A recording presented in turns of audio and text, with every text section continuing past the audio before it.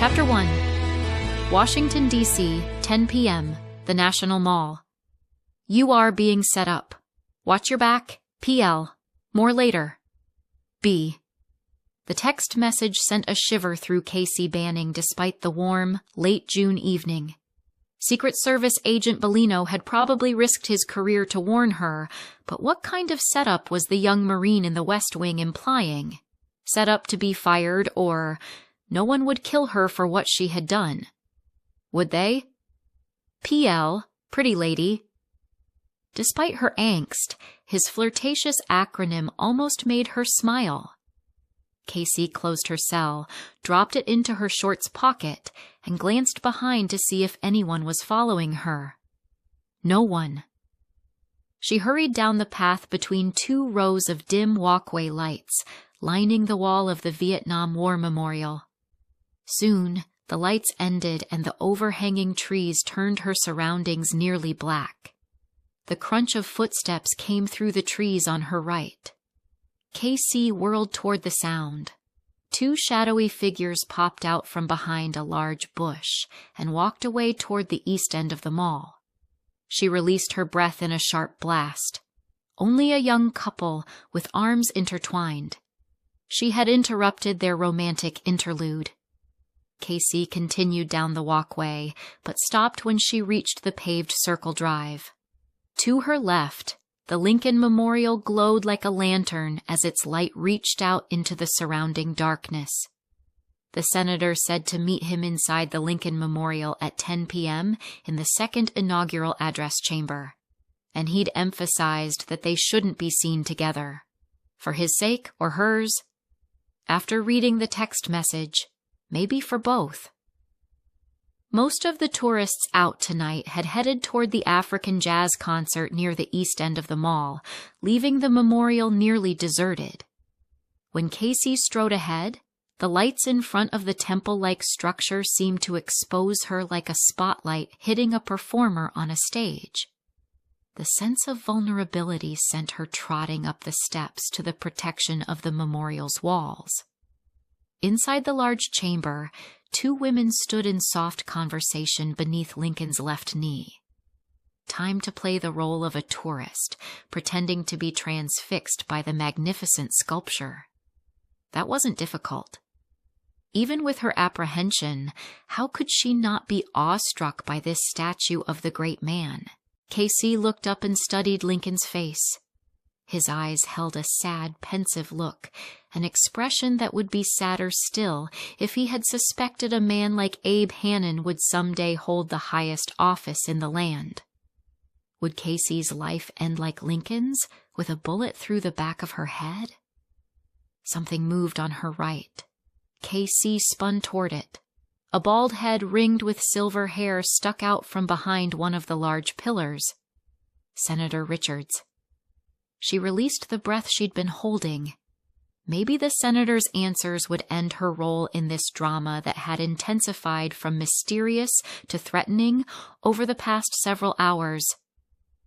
He motioned toward the back wall of the chamber where spotlighting illumined the inaugural address engraved on the wall. Casey walked into the chamber and headed toward the figure of an eagle, where the senator had stopped beside the stone bench lining the wall. She read the 6 words directly above Senator Richards's head. For the widow and his orphan? Orphan. That would be Casey. When she stopped near him, the smile that normally appeared when she visited the senator's office had been replaced by pursed, pale lips. Casey, you called my office several times and left 4 messages. You shouldn't do that. It's a dead giveaway that you're raising sensitive issues. His steel blue eyes pierced her with an icy stare. What was that about? She was the one with the upsetting news. Senator, I didn't reveal anything about... Just don't do it again. He sighed and shook his head. I'm sorry, but I think my phones are being monitored, and there are other suspicious things happening. Suspicious? That was putting it mildly. Senator Richards, you've helped me so much since my parents died, but tonight, I really need your help. What's the Defense Information Systems Agency up to now? It's not DISA. It's Hannon. He may be targeting me. The president targeting you? He wouldn't have you fired unless the man's an idiot. Sometimes I wonder about, what does your supervisor, Major Grieve, say? Sir, I think POTUS might have more than firing in mind. Maybe eliminating. That's absurd. What could you have possibly done to— No. Even Hannon, scoundrel that he is, doesn't go around murdering people. But he does tap into the classified networks in the DUCC from his private study. And how would a DISA recruit, fresh out of school, know that? Besides, you work under the West Wing, not in it. How would she know? The back of her neck grew hot, the precursor to an eruption. I'm 21. And, if you'll recall, I graduated top of my class with a master's from MIT and hired in well above starting grade. You ought to know, Senator. You helped me get the job. Casey's red hair and temper were getting the better of her. She needed to keep it down. Senator Richards had always seemed like a kind, friendly man. She'd never seen him so agitated and hostile. He stepped close to Casey. The blue bags under his eyes and deeper wrinkles at their corners made him look like he'd aged several years since she saw him last month. The senator lowered his voice. You need to tell me what led to your suspicions. That's what I was trying to do. She took a calming breath and tried to speak more softly. Last night, while I was monitoring networks, we had an apparent cyber attack. On the classified defense networks? His eyebrows rose. That's darned near impossible. That's what I've always thought. Well, it turned out to be an exercise, or so I was told by Major Grieve. I trapped the malicious data packets and checked out the network configuration of the impacted subnet to see if we were okay. That's when I saw a new machine connected to the router. So you stopped the attack. But a new machine on the classified networks? Wouldn't you have known about that? Shouldn't it be part of standard procedures to notify your group? Yes. That's why I made the effort to identify the machine. It matched the fingerprint of the laptop in the president's private study. But that's outside your area of responsibility. The WHCA should— The White House Communications Agency is where I got the fingerprint database. A certain young man who works for them gave it to me. And don't look at me like that. It's not classified information. You take too many risks, Casey. I've warned you before about— I know you have, sir. But I needed to know if the defense networks had been compromised. So I went up to ground level and— Don't tell me you examined POTUS's laptop. Young lady, you need to listen for a moment. Hannon has a newly installed network jack hidden under the desk in his study. Plug into it and you're on the defense networks. I tested it. But someone working below had to configure that machine into the authorized address tables, or it wouldn't have had access. That means Hannon has at least one accomplice in my group. He has classified network access, and he has the military communications software to make use of it loaded on his laptop. The senator frowned. Which means? It means he can communicate directly with any military organization at any level, anywhere in the world. Are you getting the picture, Senator? His squinting eyes said he wasn't. If he wasn't such a good friend, she'd be screaming at him. You're the head of the Senate Intelligence Committee, for goodness sake. He recoiled from her insult, but the wide-eyed expression on his face said the lights had come on. POTUS must want direct control. He wants to use his authority to intimidate the troops. In principle, isn't that what Hitler did? Used authority to coerce people into doing what they might not otherwise do. Does Hannon know that you— A tune played on Casey's cell, an incoming message. Just a second. She pulled the cell from her shorts pocket, opened the message, and nearly choked. Hannon just declared you a domestic terrorist based on the laptop incident. Says you are dangerous. He's not talking catch. You need to disappear, ASAP. Take care, PL. B. He knows what I did and... She croaked out the words through her constricted throat. I think he means to kill me. Kill you? Not even this president. The senator's eyes pinched hard until his bushy eyebrows touched. Hannon. He shook his head. How do you know he wants to kill you? That message just told me I'm now a domestic terrorist, and someone in a position to know says Hannon isn't planning to catch me. Just eliminate me. How credible is this person? She peered into the senator's eyes. He probably heard it straight from Hannon's mouth. Look, he risked his job and probably his life to warn me. I believe him. The senator's eyes softened. I never thought this would involve you, but now it does. Don't repeat what I'm about to tell you, Casey. Do you understand? She nodded, but she felt like running. She didn't want to hear any more threatening news. Casey only wanted to leave this place where truth had become only what powerful people wanted it to be, while everyone else had to pay the consequences. Richards placed his foot on the low stone bench and leaned on his knee. My committee has launched an investigation of President Hannon's abuses of authority and blatant violations of the Constitution, an investigation that could end with his impeachment and, hopefully, removal from office. Ordinarily, this news would have called for a celebration, but everything ordinary had vanished with the arrival of a text message. I love this country. That's why I took my job with DISA. I'll testify at the hearings, if you need me. The senator studied her face for a moment, as if trying to read her reaction. Because of the investigation, I've received some threats. Normally, I ignore such things. But with Hannon and what you've just encountered... He shook his head. Your testimony, as part of my investigation, increases the odds of Hannon's removal from office. Depending on what he's done, maybe it will send him to prison.